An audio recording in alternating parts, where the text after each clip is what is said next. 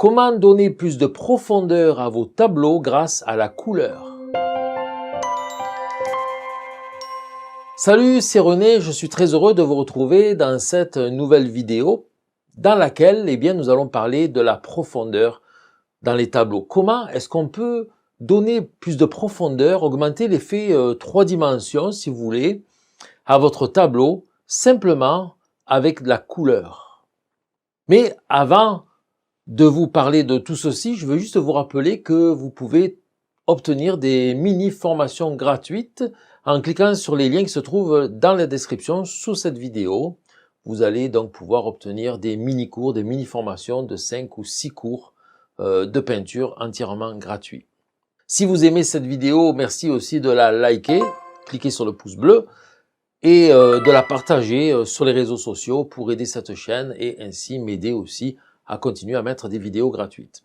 Alors, comment est-ce qu'on peut augmenter l'effet 3 dimensions? Comment est-ce qu'on peut augmenter l'effet de profondeur dans un tableau, dans une peinture, que ce soit une nature morte, un portrait, un paysage, et tout cela simplement grâce à la couleur. Et nous allons commencer en parlant du paysage. Dans le paysage, la couleur va nous permettre d'accentuer la perspective. C'est ce qu'on appelle la perspective aérienne. Dans un paysage, on va utiliser des couleurs plus pâles, plus grisâtres, plus bleutées, donc des couleurs moins vives et plus froides dans les arrière-plans pour les éloigner et les faire se reculer. Ça va représenter, si vous voulez, cette brume, ce qu'on appelle l'atmosphère interposée. Ce sont ces milliards de particules d'humidité qui se trouvent dans l'air et qui génèrent cette brume. Et d'ailleurs, on peut très bien le voir aussi sur des photos, que dans un paysage où vous avez des montagnes au loin, eh bien, elles vont être plus bleutées que ceux qui se trouvent en avant. Donc, si on utilise dans les arrière-plans, là-bas au loin, très loin, des couleurs plus bleutées, on va représenter cette brume. Toutes les zones foncées, les parties les plus sombres du paysage, mais qui sont très loin, eh bien, doivent rester plus pâles, pas aussi foncées que les zones foncées des avant-plans. Donc, on va les rendre plus bleutées, un peu plus pâles, et ce qui va donner cet effet de profondeur et d'éloignement. Tandis que dans les avant-plans, dans les premiers plans, là, on va utiliser des couleurs plus vives, des couleurs plus chaudes aussi. Les couleurs chaudes rapprochent, les couleurs froides éloignent. Des couleurs plus chaudes, des couleurs plus vives et des contrastes plus forts avec des noirs plus noirs. Les zones les plus foncées, on va les noircir plus dans les avant-plans, tandis qu'on va les éclaircir et les bleuter dans les arrière-plans. Un paysage, généralement, se compose de différents plans, c'est toujours sur une distance assez grande, donc c'est quand même, avec la couleur, assez facile à générer cet effet de profondeur-là. Ça va être moins facile sur des sujets dans lesquels il y a moins de profondeur, comme les portraits ou les natures mortes. Les tableaux représentant des fleurs, des natures mortes, qui sont posés sur une table, il n'y a pas officiellement cette profondeur créée par l'atmosphère interposée, la perspective aérienne, tout ça, il n'y en a plus. Et là, donc, il va falloir qu'on trouve le moyen d'augmenter ces effets 3 dimensions, ces effets tridimensionnels, ces effets de profondeur. Et la couleur va nous aider à faire ceci. Le but, c'est de faire reculer le fond, faire reculer l'arrière-plan. Et pour cela, on va utiliser la couleur. Pour les arrière-plans, il faut utiliser des couleurs rompues, des couleurs plus neutres, c'est-à-dire qu'il faut éviter les couleurs trop vives. Si vous avez un fond bleu, rendez-le d'un bleu plus grisâtre. On appelle ça une couleur rompue. Si votre fond est orange, faites-le plutôt marron, qui va être la couleur orange rompue, foncée, donc rabattue vers le marron, vous voyez, vers le brun. Et si ce brun, vous le trouvez aussi peut-être, s'il est trop chaud pour refroidir, pour reculer l'arrière-plan, eh bien, il va falloir y ajouter un petit peu de bleu pour le refroidir, ce qui va permettre à l'arrière-plan de reculer encore plus. Et comme ça, on va pouvoir augmenter l'effet 3 dimensions. Ça n'est pas tant pour faire reculer le fond, mais c'est surtout pour faire avancer les objets, les éléments qui sont dans la nature morte, pour qu'ils viennent vers nous, qui se présentent plus en avant. Si ce n'est pas le fond, mais si on parle d'un des objets de la nature morte qui se trouve en arrière-plan, eh bien on va aussi refroidir un peu ces couleurs, et comme ça va la faire reculer. Et les éléments de l'avant-plan, on va les garder plus chauds et ça va les faire avancer vers nous. Et là, un peu comme dans les paysages, on va garder les couleurs plus vives, plus chaudes, des contrastes plus forts sur les éléments qui sont près de nous, des couleurs plus froides, des contrastes moins forts, donc les parties foncées un peu moins foncées, pour les éléments qui vont être en arrière-plan, qui vont reculer dans la nature morte. Même un élément, un sujet, un fruit d'une nature morte par exemple, ou un vase, quoi que ce soit, pour augmenter l'effet de rondeur. Vous voyez, on peut lui rajouter un petit peu de réchauffement des couleurs sur la partie la plus avancée vers nous, un petit peu plus de contraste et de lumière, et la partie arrière, on va la refroidir un petit peu, et la diminuer un petit peu ses contrastes aussi, ses luminosités, on va les atténuer, ça va la faire reculer. Dans les portraits, comme ici, par exemple, ça c'est une reproduction de la jeune fille à la perle de Vermeer, vous voyez comme le fond, il est très foncé, il est très noir, le sujet est très éclairé, ça le fait avancer, ça le fait venir vers nous. Mais remarquez aussi comme ici les vêtements, eh bien, ils vont noircir pour reculer aussi, et tout ce qui est pâle semble se rapprocher de nous. Et bien entendu aussi, les couleurs sont plus chaudes, ça rapproche de nous.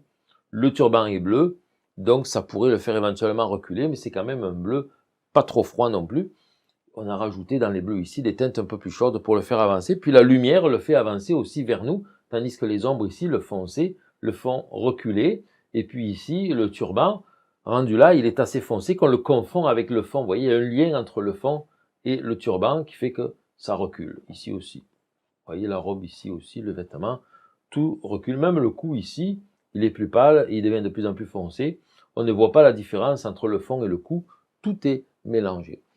Alors, d'une manière générale, au niveau des portraits, les fonds aussi doivent être dans des tons rompus, dans des couleurs rabattues, pas des couleurs vives. Ici, c'est noir. Le noir n'est pas une couleur, donc ce n'est pas une couleur vive qui pourrait se rapprocher de nous. Si vous faites un portrait d'une personne dans le feuillage, dans les verts qui sont en arrière, eh bien, il ne faudra pas faire des verts trop vifs. Il faudra faire des verts un petit peu grisâtres, un petit peu rompus. Et si on veut les faire reculer, eh bien, on va les bleuter un petit peu aussi, vous voyez. On va rendre le fond plus grisâtre, moins fort au niveau des couleurs. Ça va le faire reculer et le sujet va pouvoir avancer. Ça va augmenter cet effet un petit peu de 3 dimensions. C'est le but de la couleur. Un petit truc aussi pour les portraits qui peut être intéressant pour les faire se détacher sur le fond, parce que le but c'est ça, c'est aussi que le fond se détache du personnage pour faire avancer le personnage et reculer le fond, n'est-ce pas?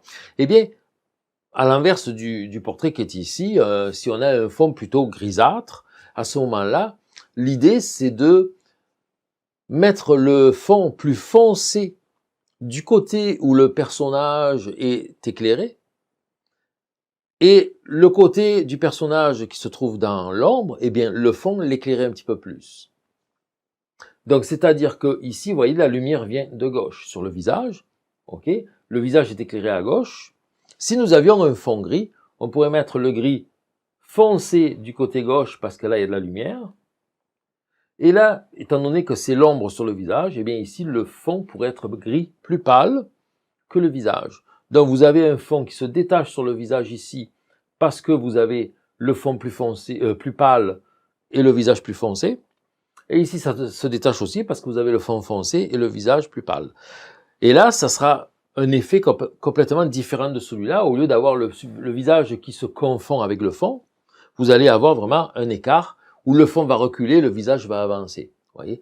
Dans les peintures abstraites, eh bien, on peut utiliser aussi la couleur pour donner des effets de profondeur, des effets tridimensionnels.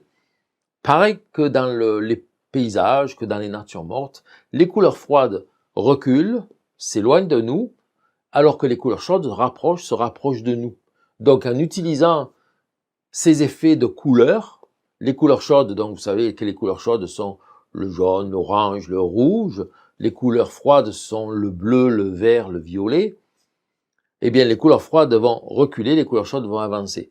Et de ce fait, vous allez pouvoir donner ces effets tridimensionnels aussi dans vos tableaux abstraits. On pourrait faire une petite expérience très très rapide.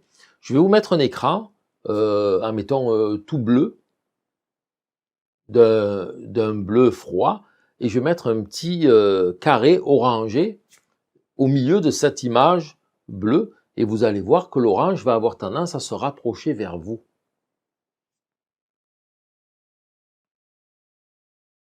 Maintenant, on va faire l'inverse. Je vais faire un écran orangé et je vais mettre une forme, par exemple un rond, bleuté, d'un bleu froid, et vous allez avoir l'impression que ce bleu recule, ça fait un trou dans cet espace orange.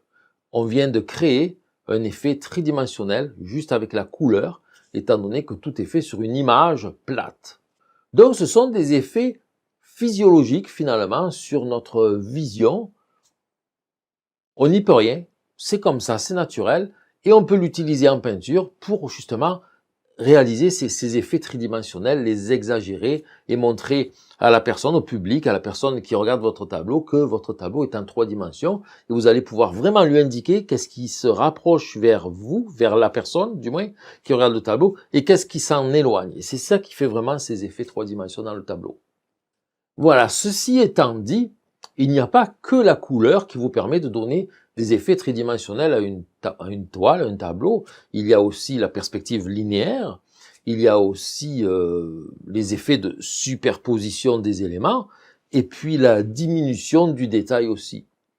Donc toutes ces techniques, tous ces éléments combinés ensemble, la couleur, perspective linéaire, les diminutions des détails, la superposition des éléments, toutes ces informations mises ensemble vont vous permettre d'avoir vraiment de beaux effets tridimensionnels dans vos tableaux. Et il faut en profiter parce que tout est là, tout est à votre portée de main pour pouvoir le faire. Et ainsi, vous pouvez réaliser des peintures, des tableaux dont les effets tridimensionnels peuvent être très spectaculaires. Alors voilà, donc c'était une vidéo assez courte, mais pour vous faire prendre conscience de combien la couleur, en plus des autres techniques, combien la couleur peut être très importante et comment vous pouvez l'utiliser pour donner beaucoup de profondeur dans vos tableaux, dans vos peintures. Alors, je vous rappelle que si vous voulez obtenir des mini-formations gratuites, il vous suffit de cliquer sur les liens qui sont dans la description sous cette vidéo, de vous inscrire en ligne pour recevoir ces mini-formations. C'est entièrement gratuit. Si vous avez aimé cette vidéo, merci de la liker, de la partager. N'oubliez pas de vous abonner à ma chaîne si ça n'est pas encore fait et de cliquer sur la petite cloche pour être avisé lorsque j'ajoute de nouvelles vidéos. Si vous avez des questions, si vous avez des suggestions pour de futures vidéos comme ça où je peux vous donner des techniques, eh bien n'hésitez pas à les marquer dans l'espace de commentaires qui est prévu à cet effet sous la vidéo. Merci beaucoup et à bientôt pour une autre vidéo. Bye bye!